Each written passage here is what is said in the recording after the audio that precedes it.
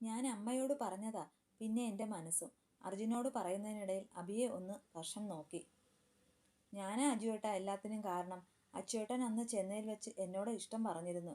ഞാൻ നിരസിച്ചപ്പോൾ അവൾക്കും എന്തിനൊക്കെയോ സങ്കടം തോന്നി. അന്ന് അച്ചുവേട്ടനോട് ഇഷ്ടമുണ്ടായിട്ടും ഇഷ്ടമില്ലെന്ന് പറഞ്ഞതാണ് ഈ പ്രതിസന്ധികൾക്കൊക്കെ കാരണം. എന്നിട്ടും മനസ്സിലെ ഇഷ്ടം മൂടി വെച്ചുകൊണ്ട് ദിവസങ്ങൾ കടന്നുപോയതാണ് ഇപ്പോൾ അച്ചുവേട്ടൻ്റെ കല്യാണം വരെ എത്തിയതെന്ന് ഓർക്കുമ്പോൾ അവൾക്ക് സങ്കടവുമാകുന്നു. എല്ലാത്തിനും താൻ മാത്രമാണ് ഉത്തരവാദിയെന്നും. അപ്പോൾ അങ്ങനെയൊക്കെയാണ് കാര്യങ്ങൾ. അജു രണ്ടുപേരെയും നോക്കി. രണ്ടുപേരും മുഖത്തോട് മുഖം നോക്കി ഇനി എന്തു ചെയ്യും എന്ന മട്ടിൽ നിൽപ്പുണ്ട്. അമ്മയെ ഇനി എങ്ങനെ കാര്യങ്ങൾ പറഞ്ഞ് മനസ്സിലാക്കും? അതായിരുന്നു ഹർഷന്റെ ചിന്തയെങ്കിൽ നന്ദിനി അമ്മയ്ക്ക് എന്നോട് നീരസം തോന്നുമോ എന്ന ചിന്തയിലായിരുന്നു അബി. ഇതേ സമയം അർജുൻ ഉള്ളാലെ ചിരിക്കുകയായിരുന്നു. രണ്ടുപേരും മുഖത്തോട് മുഖം നോക്കി സങ്കടപ്പെടുന്നത് കാണുമ്പോൾ അവന് ചെറിയൊരു വിഷമം തോന്നുന്നുണ്ടെങ്കിലും രണ്ടുപേരും കുറച്ച് സങ്കടപ്പെടട്ടെ എന്ന് അവനും കരുതി. എന്തായാലും ഇത്രത്തോളം ആയില്ലേ, അവർ കോലായിൽ ഇരിപ്പുണ്ട്. ഒരു കാര്യം ചെയ്യാം, നന്ദിനിയമ്മ റൂമിലേക്ക് വന്നാൽ തനിച്ചു പോയി സംസാരിക്കും. സംസാരിച്ചേ മതിയാകൂ, ഇല്ലെങ്കിൽ. അർജുൻ ഒരു ചോദ്യത്തോടെ ഹർഷനെയും അഭിയെയും നോക്കി. അർജുൻ പറഞ്ഞതിന് ഒന്ന് മൂളിക്കൊണ്ട് ഹർഷൻ മുകളിലേക്ക് പോയി. അപ്പോൾ തന്നെ അഭിയെയും കൂട്ടി അനുവും ഹർഷന്റെ പിറകെ പോയി. എല്ലാവരും പോയി കഴിഞ്ഞതും അജു തൻ്റെ ഫോണെടുത്ത് ചന്തുവിൻ്റെ നമ്പറിലേക്ക് ഡയൽ ചെയ്തു. ഹലോ, പറയടാ. ഫോൺ എടുത്തതും ചന്തു ചോദിക്കുകയായിരുന്നു. പറയാനൊന്നുമില്ല, പ്ലാൻ സക്സസ്. ഫോണിലൂടെ അർജുൻ പറഞ്ഞ വാർത്ത കേട്ട് ചന്തുവിന് നല്ല സന്തോഷമായി. അവനിപ്പോൾ സ്റ്റേഷനിലാണുള്ളത്. കേസിൻ്റെ അന്വേഷണത്തിൻ്റെ ഭാഗമായി സ്റ്റേഷനിലേക്ക് പോയവർ തിരിച്ച് ഇതുവരെ വീട്ടിലേക്ക് വന്നിട്ടില്ല. എന്നാലും ഇവിടുത്തെ കാര്യങ്ങളൊക്കെ വിളിച്ചു പറയുന്നുണ്ടായിരുന്നു അർജുൻ. പക്ഷേ ഇതിനിടയിൽ നന്ദിനിയമ്മ ഹർഷന് വിവാഹാലോചന കൊണ്ടുവരുമെന്ന് രണ്ടുപേരും പ്രതീക്ഷിച്ചതേയില്ല. ഡൈനിങ് ഹാളിൽ വെച്ച് പെട്ടെന്ന് നന്ദിനിയമ്മ അങ്ങനെ പറഞ്ഞെങ്കിലും അർജുൻ നീരസമില്ലാതെ നന്ദിനിയമ്മയെ സപ്പോർട്ട് ചെയ്യുകയായിരുന്നു. എന്തെന്നാൽ അവന് ഉറപ്പുണ്ട്, ഹർഷന്റെയും അഭിയുടെയും പ്രണയം രണ്ടുപേരും തുറന്നു പറഞ്ഞാൽ ഇപ്പോൾ ആലോചിക്കുന്ന വിവാഹാലോചനയൊക്കെ താനേ മുടങ്ങുമെന്ന്. നന്ദിനിയമ്മ ഡൈനിങ് ഹാളിൽ വെച്ച് പറയുമ്പോഴും അർജുൻ ഹർഷനെ ശ്രദ്ധിക്കുന്നുണ്ടായിരുന്നു. ഹർഷന്റെ മുഖഭാവത്തിൽ നിന്ന് അർജുന് ഉറപ്പായിരുന്നു ഈ കല്യാണാലോചന എന്തായാലും നടക്കില്ലെന്ന്. ഓക്കേടാ, ഞാൻ ഉച്ചയ്ക്ക് മുമ്പ് എത്താൻ നോക്കാം. ഒരു വള്ളിക്കെട്ട് കേസ് തലയിൽ വന്ന് വീണിട്ടുണ്ട്. ഫോൺ കട്ടാക്കിക്കൊണ്ട് ചന്തു തൻ്റെ മുന്നിലുള്ള പെൺകുട്ടിയെ നോക്കി. ഓക്കെ. അർജുൻ ഫോൺ കട്ടാക്കി. ഇനി എന്ത് എന്ന ചോദ്യവുമായി നിന്നു. ഇനിയിപ്പോൾ നന്ദിനിയമ്മയെ കാര്യങ്ങളൊക്കെ പറഞ്ഞു ബോധിപ്പിക്കേണ്ടേ? എന്തായാലും ഹർഷന്റെയും അഭിയുടെയും പ്രണയം സക്സസ് ആയതിൽ നന്ദിനിയമ്മയ്ക്ക് സന്തോഷമുണ്ടാകുമെന്ന് അവനും കരുതി. ഒരു തരത്തിൽ പറഞ്ഞാൽ ഹർഷന്റെ വേദനയാണ് നന്ദിനിയമ്മയെ വീണ്ടും തളർത്തിയത്. അതുകൊണ്ട് മാത്രമാണ് ഇപ്പോൾ ഇങ്ങനെ ഒരു വിവാഹാലോചനയെ നന്ദിനിയമ്മ കൊണ്ടുവന്നത് എന്ന് അവൻ ഓർത്തു. മുകളിലേക്ക് പോയവൻ തൊട്ടു പിറകെ വരുന്ന അഭിയെ ഒന്ന് നോക്കിക്കൊണ്ട് തൻ്റെ റൂമിലേക്ക് നടന്നു. തന്നെയും പ്രതീക്ഷിച്ച പോലെ മൂവരും ഇരിക്കുന്നത് കണ്ടതും അവൻ റൂമിൽ കയറി വാതിലടച്ചു. ഒപ്പം ജോയെ പോയി ആഞ്ഞു പുണർന്നു. Thanks D. അവളുടെ കവളിൽ ഒരു ഉമ്മയും കൊടുത്തുകൊണ്ട് അവളിൽ നിന്ന് അകന്നുകൊണ്ട് ഹർഷൻ പറഞ്ഞു. എന്താ മാഷേ, നല്ല സന്തോഷത്തിലാണല്ലോ. ഞാൻ പറഞ്ഞത് ഏറ്റു അല്ലേ? ഹർഷന്റെ സന്തോഷം കാണുമ്പോൾ ജോയ്ക്കും സന്തോഷമായി. ജോയ്ക്ക് മാത്രമല്ല, സേതുവിനും നവനീതും അവൻ്റെ കണ്ണുകളിലെ തിളക്കത്തിൽ കാര്യങ്ങളുടെ ഏകദേശ വശം ഊഹിച്ചിരുന്നു. അവൾ എന്നെയും കാത്തു നിൽപ്പായിരുന്നു. ഞാൻ അവളെ മനസ്സിലാക്കാൻ വൈകി. എൻ്റെ പുറകെ വന്നിരുന്നു. അവരിപ്പോൾ അവരുടെ റൂമിലേക്ക് പോയി കാണും. പറയുന്നതിനോടൊപ്പം സേതുവിൻ്റെ അടുത്തേക്ക് വന്നിരുന്നു ഹർഷൻ. നന്നായടാ, നിന്റെ ഈ സന്തോഷമാണ് നമുക്കും വേണ്ടത്. തൻ്റെ അടുത്തിരിക്കുന്ന കൂട്ടുകാരൻ്റെ ചുമലിൽ കൈവച്ചുകൊണ്ട് സേതു പറഞ്ഞതും നവനീതും നിറഞ്ഞ സന്തോഷത്തോടെ ഹർഷൻ്റെ അടുത്തേക്ക് വന്നിരുന്നു. പാവം കരയുകയായിരുന്നു. അമ്മ എനിക്ക് കല്യാണം ആലോചിച്ചപ്പോൾ പെണ്ണ് ആകെ തകർന്നുപോയി. അന്ന് ചെന്നൈയിൽ വെച്ചു പെട്ടെന്ന് ഞാൻ അങ്ങനെ പറഞ്ഞപ്പോൾ ആ ദേഷ്യത്തിന് അവൾ എന്നോട് അങ്ങനെ പറഞ്ഞു പോയെന്ന്. അവളുടെ ജീവനാണത്രേ ഞാൻ. മൂവരോടും പറയുമ്പോൾ അഭിയോടുള്ള പ്രണയം അവൻ്റെ കണ്ണുകളിൽ തങ്ങി നിന്നു. അല്ലെങ്കിലും അവൻ്റെ ഹൃദയം മുഴുവൻ അവളാണ്. അപ്പോൾ ആ കാര്യത്തിലും ഒരു തീരുമാനമായി. ഇനി കല്യാണക്കാര്യം സംസാരിച്ചുകൂടെ? ജോ ആവേശത്തോടെ പറഞ്ഞതും തിങ്ങി നിറഞ്ഞ ഹർഷന്റെ സന്തോഷം പതിയെ മാഞ്ഞു പോയിരുന്നു. അമ്മ ചോദ്യത്തോടെ മൂവരെയും നോക്കി. ഞങ്ങൾ സംസാരിക്കാം നന്ദിനി അമ്മയോട്, ഡോൺ വറി. സേതു സമാധാനിപ്പിച്ചതും ഹർഷന് അപ്പോഴാണ് ചെറിയൊരു സമാധാനം തോന്നിയത്. എന്നാലും അമ്മയുടെ ഭാഗത്തു നിന്ന് പോസിറ്റീവായ ഒരു മറുപടി ലഭിക്കാതെ അവൻ്റെ മനസ്സിലെ കനൽ അടങ്ങില്ലായിരുന്നു. അതിന് താൻ തന്നെ മുൻകൈയെടുത്താലേ മതിയാകൂ എന്ന് അവൻ ഉറപ്പിച്ചു. ഡി, മനുഷ്യൻ്റെ ക്ഷമയെ പരീക്ഷിക്കുന്നതിലും അതിരുണ്ട്. അവർ പറയുന്നതൊക്കെ സത്യമാണോ? അല്ല, നിനക്കവരെ അറിയില്ല. എന്നെ അവരുടെ കൂടെ പറഞ്ഞു വിടല്ലേ. കൂപ്പ് കൈയോടെ ചന്തുവിൻ്റെ മുന്നിൽ നിൽക്കുന്ന പെണ്ണ് പൊട്ടിക്കരഞ്ഞു. പിന്നെ നിന്റെ അമ്മയുടെ ബന്ധുക്കളാണെന്നൊക്കെ പറയുന്നതോ? ചോദ്യത്തോടെ തൻ്റെ മുന്നിലിരിക്കുന്ന പെൺകുട്ടിയെ ചന്തു നോക്കി. അറിയില്ല. അമ്മയുടെ ബന്ധുക്കൾ ആരാണെന്ന് എനിക്കറിയില്ല. അവർ പറയുന്നത് കള്ളമാണോ സത്യമാണോ ഒന്നും എനിക്കറിയില്ല. പ്ലീസ് അവരുടെ കൂടെ എന്നെ പറഞ്ഞു വിടല്ലേ. അവൾ വീണ്ടും അവനോട് കേണു. അവരുടെ ഒപ്പം വിടുന്നില്ല. വേറെ എവിടെയാ നിനക്ക് പോകേണ്ടത്? നെറ്റി ഒഴിഞ്ഞുകൊണ്ട് അവൻ അവളെ ചോദ്യത്തോടെ നോക്കി. ഇന്നലെ രാവിലെ തൊട്ട് ഈ വള്ളിക്കെട്ട് അവന്റെ തലയിൽ വന്നു വീണതാണ്. പെണ്ണാണെങ്കിൽ പുറത്തു നിൽക്കുന്നവരുടെ കൂടെ പോകില്ലെന്ന് പറയുന്നു. അവരാണെങ്കിൽ പെണ്ണിനെ കിട്ടാതെ ഇവിടെ നിന്നും പോകില്ലെന്നും പറയുന്നു. രണ്ടുപേരുടെയും ഇടയിൽ ചന്തു പെട്ടിരിക്കുകയാണ്. ഞാൻ എന്തു പറയണമെന്നറിയാതെ അവൾ ഉഴറി. എവിടേക്ക് പോവും? ആരുടെ അടുത്തേക്ക് പോവും? അച്ഛൻ മരിച്ചതിന് ശേഷം തമിഴ്നാട്ടിൽ നിന്ന് കേരളത്തിലേക്ക് വന്നതാണ്. എന്നാൽ വന്നു പെട്ടതോ ഈ ദുഷ്ടജന്മങ്ങൾക്കിടയിലും. രക്ഷപ്പെട്ട് ഓടി വന്നതാ. പോകാനൊരിടൻ ഇല്ലാതെ താനിനി എന്തു ചെയ്യും? അവളുടെ കണ്ണുകൾ പല വഴിക്ക് സഞ്ചരിച്ചു. ഉത്തരമില്ലാത്ത കുറേ ചോദ്യങ്ങൾ മാത്രം അവൾക്ക് ബാക്കിയായി. ദേ സാറേ, ആ പെണ്ണിന്റെ വീട്ടുകാർ അവിടെ കിടന്ന് ബഹളം വയ്ക്കുന്നു. ചോദ്യം ചെയ്യുന്നതിനിടയിൽ PC വന്ന് പറഞ്ഞതും ചന്തു തന്റെ മുന്നിലിരിക്കുന്ന പെൺകുട്ടിയെ ഒന്ന് കൂർപ്പിച്ചു നോക്കിക്കൊണ്ട് പുറത്തേക്ക് പോയി. അവൻ പോയി കഴിഞ്ഞതും അവൾ പൊട്ടിക്കരഞ്ഞുകൊണ്ട് മേശയുടെ മുകളിലേക്ക് തല വെച്ചു. എന്തു വിധിയാണ് ദൈവമേ! ഈ ഒരാഴ്ചക്കാലം താൻ എന്തൊക്കെ അനുഭവിച്ചു? ഇല്ല, മരിക്കേണ്ടി വന്നാലും അവരുടെ കൂടെ പോകില്ല. പൊട്ടിക്കരച്ചിലിനിടയിലും അവൾ ഒരു ഉറച്ച തീരുമാനം എടുത്തിരുന്നു. എന്താടോ? ബഹളം വയ്ക്കുന്നവരുടെ ഇടയിലേക്ക് ചന്തു ദേഷ്യത്തോടെ വന്നു. സാറേ, ഇന്നലെ രാവിലെ മുതൽ ഞങ്ങൾ ഇവിടെ നിൽക്കുകയാണ്. നമുക്കൊരു തീരുമാനം അറിയണം. എന്റെ പെണ്ണിനെ ഇങ്ങ് വിട്ടുതാ. തണ്ടും തടിയുമുള്ള ഒരുത്തൻ മുന്നോട്ട് വന്ന് പറഞ്ഞതും ചന്തുവിന്റെ കൈ അവന്റെ കവിളിൽ പതിച്ചു. വിളിച്ചാൽ കൊണ്ടുപോകാൻ അവൾ ആടോ മാടോ ഒന്നുമല്ല. അവൾക്ക് നിങ്ങളെ അറിയില്ലെന്നാണല്ലോ പറയുന്നത്. അവളെ ഇങ്ങോട്ട് ഇറക്കിത്താ, ഞാൻ പറയിപ്പിക്കാം ഞങ്ങളെ അറിയുമോ ഇല്ലയോ എന്ന്. അവരുടെ ഇടയിൽ നിന്ന് ഒരു സ്ത്രീ മുന്നോട്ട് വന്ന് പറഞ്ഞതും ചന്തു ആ സ്ത്രീയെ കൽപ്പിച്ചു നോക്കി. ഇവൻ താലി കെട്ടാൻ ക്ഷേത്രത്തിൽ പോയടത്ത് നിന്നും ആ പെണ്ണ് ഇറങ്ങി ഓടിയതാ. ദാ അവളുടെ അമ്മയുടെ ഡീറ്റെയിൽസ്. എന്റെ ചേച്ചിയാണ്. ഇവന്റെ അച്ഛന്റെ പെങ്ങളും.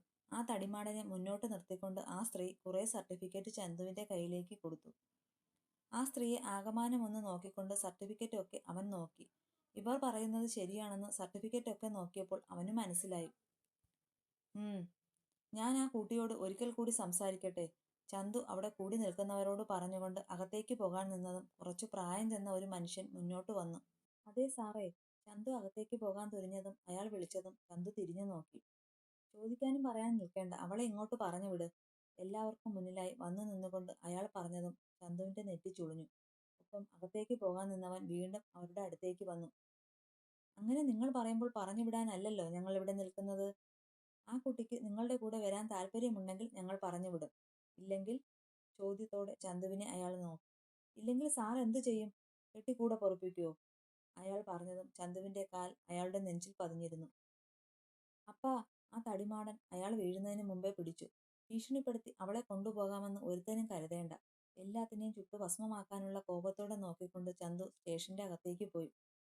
ഡോ PC, ആ പെണ്ണിന്റെ പേരെന്താന്നാ പറഞ്ഞത്? കയ്യിലുള്ള സർട്ടിഫിക്കറ്റ് തന്റെ മേശയുടെ മുകളിലേക്ക് ഇട്ടുകൊണ്ട് ഉറക്കെ PC-യോട് ചോദിച്ചു ചന്തു. അവന്റെ ദേഷ്യം തിളച്ചു മറിയുകയാണ്. പ്രത്യേകിച്ച് പോലീസ് സ്റ്റേഷന്റെ മുന്നിൽ വെച്ച് അവന്മാർ ഉറക്കെ സംസാരിച്ചതൊന്നും അവന് തീരെ പിടിച്ചില്ല. ആ ദേഷ്യം മുഴുവൻ അവന്റെ ശരീരത്തിൽ പ്രകടമാകുന്നുണ്ട്. മുഷ്ടികൾ ചുരുട്ടി അവൻ എന്തു ചെയ്യണമെന്നറിയാതെ കടിച്ചു പിടിച്ചു നിൽക്കുകയാണ്. സാർ, ദേവാഞ്ജന. PC വേഗം ഫയലെടുത്ത് നോക്കിക്കൊണ്ട് ചന്തുവിനോട് പറഞ്ഞു. അമ്മേ! എല്ലാവരുടെയും അടുത്തു നിന്ന് അമ്മ റൂമിലേക്ക് വരാൻ കാത്തു നിൽപ്പായിരുന്നു ഹർഷൻ. എല്ലാവരും ഉച്ചയൂണിന്റെ കാര്യങ്ങളിലേക്ക് കടന്നതും നന്ദിനി റൂമിലേക്ക് വരികയായിരുന്നു. ആ സമയം തന്നെ അമ്മയുടെ അടുത്തേക്ക് ഹർഷൻ വന്നു. ആ, എവിടെയായിരുന്നു? രാവിലെ കണ്ടതാണല്ലോ നിന്നെ. അലക്കി വെച്ച ഒന്ന് രണ്ട് സാരി മടക്കി കബോർഡിലേക്ക് വെക്കുന്നതിനിടെ നന്ദിനി തിരിഞ്ഞു നിന്ന് ഹർഷനോട് ചോദിച്ചു. എനിക്ക് അമ്മയോട് സംസാരിക്കാനുണ്ട്. പതിഞ്ഞ രീതിയിലായിരുന്നു ഹർഷന്റെ സംസാരം. എങ്ങനെ തുടങ്ങണം, എവിടെ നിന്ന് തുടങ്ങണമെന്നും അവനെ അറിയുന്നില്ല. എന്ത് സംസാരിക്കാൻ? കയ്യിലുള്ള സാരിയും കബോർഡിലേക്ക് വെച്ച് നന്ദിനി സംശയത്തോടെ അവന്റെ അടുത്തേക്ക് വന്നു. അമ്മേ, എനിക്ക് ഈ കല്യാണം. ആ, പറയാൻ വിട്ടു. അവർ പുറപ്പെട്ടിട്ടുണ്ട്. 2 ദിവസം കഴിഞ്ഞാൽ ഇവിടെ വെച്ച് എൻഗേജ്മെന്റ് നടത്താമെന്ന് അവർ പറഞ്ഞിട്ടുണ്ട്. പെൺകുട്ടിയും വരുന്നുണ്ട്. നിങ്ങൾക്ക് 2 പേർക്കും പരിചയപ്പെടുകയും ചെയ്യാമല്ലോ. ഹർഷൻ പറയുന്നതിന് മുമ്പേ നന്ദിനി അവനോട് പറഞ്ഞതും ഹർഷൻ ഞെട്ടലോടെ അമ്മയെ നോക്കി. അമ്മേ, ഇത്ര പെട്ടെന്ന്? അമ്മ പറഞ്ഞതിനോട് അവന് യോജിക്കാനേ കഴിഞ്ഞില്ല. എല്ലാവരുടെയും മുന്നിൽ വെച്ചല്ലേ ഞാൻ രാവിലെ പറഞ്ഞത്. അതെന്താ നിനക്ക് ഇപ്പോൾ ഒരു മനമാറ്റം? വീണ്ടും അമ്മയെ സങ്കടപ്പെടുത്തുകയാണോ? അവനെ ഒന്ന് കൂർപ്പിച്ചു നോക്കിക്കൊണ്ട് നന്ദിനി ബെഡിലേക്ക് വന്നിരുന്നു.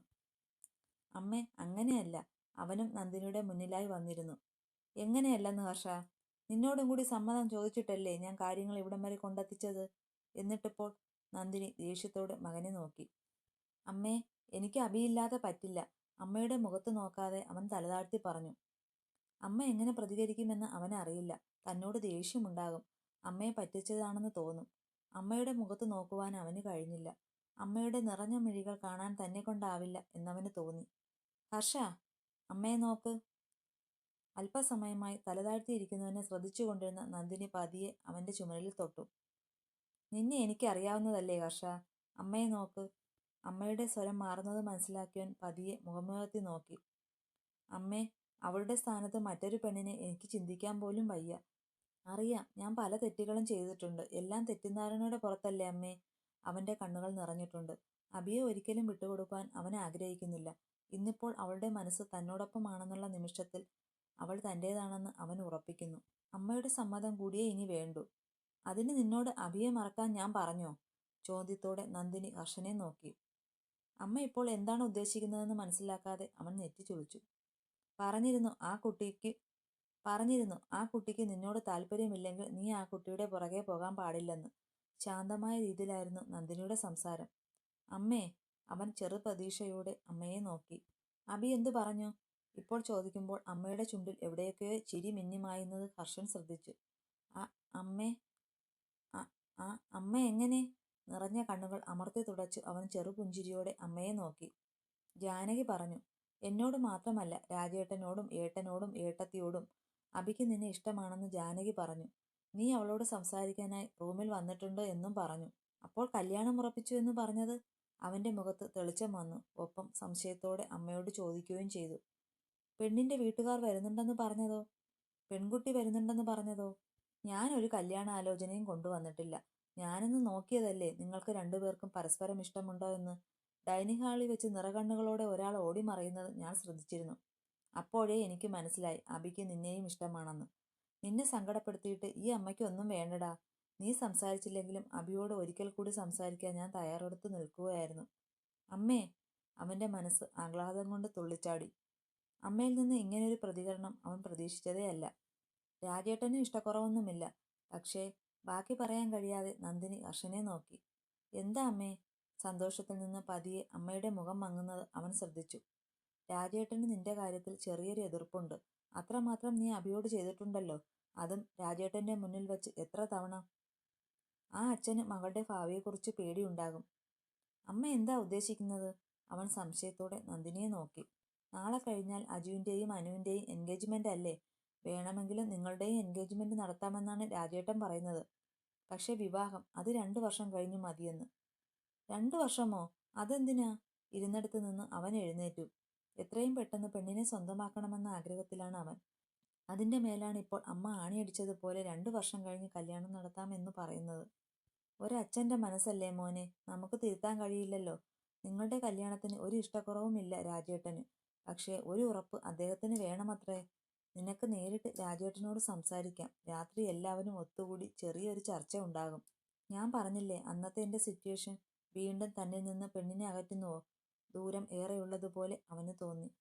രാത്രിയാകട്ടെ, സംസാരിക്കാം. ഇവിടെ വച്ച് തന്നെ കല്യാണം നടത്താൻ കഴിയുമോ എന്ന് ഞാൻ രാജേട്ടനോട് ചോദിക്കട്ടെ. സംശയമാണ്. നിന്നിലുള്ള വിശ്വാസം അദ്ദേഹത്തിന് പൂർണ്ണമായാലേ അഭിയെ നിനക്ക് തരും എന്നാണ് എന്നോട് പറഞ്ഞിരിക്കുന്നത്. അദ്ദേഹം കാത്തിരിക്കാൻ പറഞ്ഞാൽ കാത്തിരിക്കണം ഹർഷ. അമ്മയ്ക്കൊരു ഇഷ്ടക്കുറവുമില്ലല്ലോ. മറ്റെന്തൊക്കെയോ ചിന്തിച്ചുകൊണ്ട് അവൻ നന്ദിനിയെ നോക്കി. അമ്മയ്ക്ക് എന്ത് ഇഷ്ടക്കുറവ്? അവളെ എൻ്റെ മരുമകളായി കിട്ടാൻ ഞാൻ പ്രാർത്ഥിക്കാത്ത ദൈവങ്ങളില്ല. 2-3 ദിവസം ആ കുട്ടിയുടെ മുഖത്ത് നോക്കാതിരിക്കാൻ പെട്ട പാട് എനിക്കേ അറിയൂ. നിനക്ക് അഭിയെ ഇപ്പോഴല്ലേ മനസ്സിലായത്? പക്ഷേ എനിക്ക് അങ്ങനെയല്ല.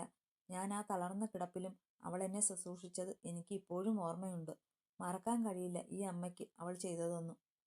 അവൾ എത്രയും പെട്ടെന്ന് നിന്റെ ജീവിതത്തിലേക്ക് വരുന്നുവോ അത്രയും ഈ അമ്മയ്ക്ക് സന്തോഷം.